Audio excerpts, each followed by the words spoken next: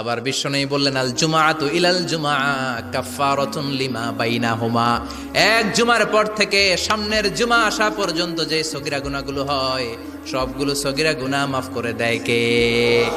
রজব শাবানে বরকতে দাও, রমজান মাসে গুনাহ ঝড়াও, সপ্তাহ জুড়ে তুমি বরকতে দাও, জুমার দিনেতে গুনাহ ঝড়াও, রজব শাবানে বরকতে দাও, রমজান মাসে গুনাহ ঝড়াও। ঠিক কি না?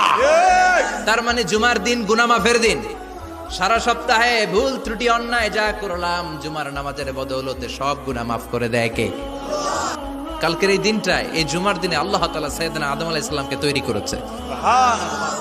বিশ্বনবী বলেন লাম্মা খালাকাল্লাহু আদামা ওয়া কানা তুলুহু 60 যিরাআন, আল্লাহ তাআলা যখন আদম আলাইহিস সালামকে তৈরি করলেন 60 হাত লম্বা করে তৈরি করলেন। সুবহানাল্লাহ।